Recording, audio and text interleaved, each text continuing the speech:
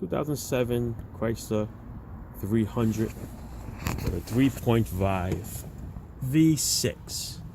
I'm chasing a code of a P1004 and a P2017. Has to do with the front runner, high resistance, short to ground, has all kinds of codes.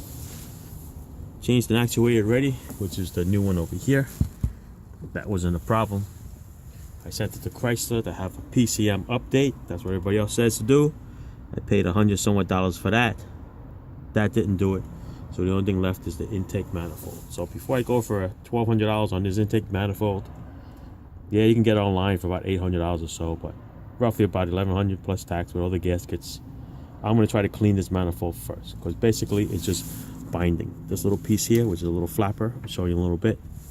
It's full of oil, which comes from that tube right there, from the engine.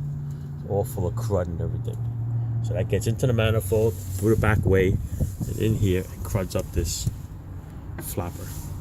All right, so to take it off, 6 bolts. 1, 2, 3, 4, 5, 6, 7 bolts actually. 7 bolts. There's a connector over here.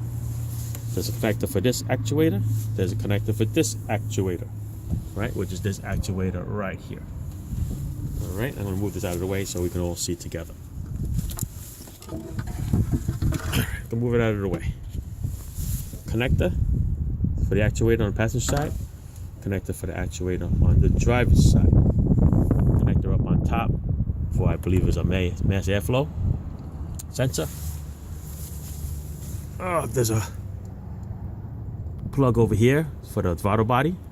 There's a plug here, which is for the hose that goes to the air cleaner right here. Okay, there's a little sensor on the back. Then there's 3 hoses. This one, and then this one. And then you gotta wiggle it loose to come out of this piece, which is the part that comes out of the engine compartment, which is all the crud in there. It's hard to see in there, but I just peeled a little bit off just so you can see. You know, all that crud, that's what getting stuck and jammed up and jamming that flapper. All right, the hardest part is getting this transmission dipstick tube out of this hole over here. You got to wiggle it out, turn it on an angle, and it'll come out right over here. You might have to bend it. It's a little plastic, and it just comes right out. And then you will get the manifold out in front of you. Now, I'm going to drag this manifold out so you can see it. I'm going to put it onto the floor here.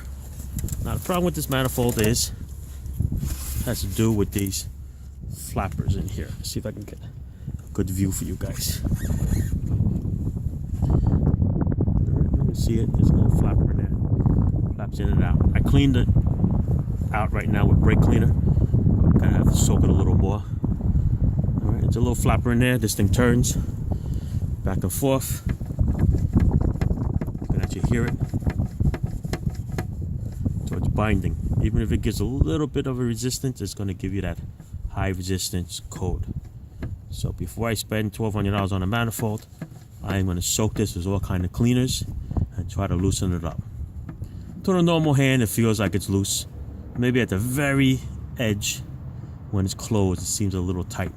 But remember, there's a shaft that runs all the way through. So the crud comes in through the back and kills out these. I found more in these first 4 here than I did in the last 2 here. So the oil gets in there, crud's up in there, the heat from the manifold, and creates it and jams it all up. So I'm going to clean it first. I'm going to soak it with some non-toxic, biodegradable cleaners and see how it works. If it works, then I'll be back with notes. If it doesn't work, then you're going to see part 2, where I'm going to end up changing the manifold. But if it works, I'll let you know. All right, ciao.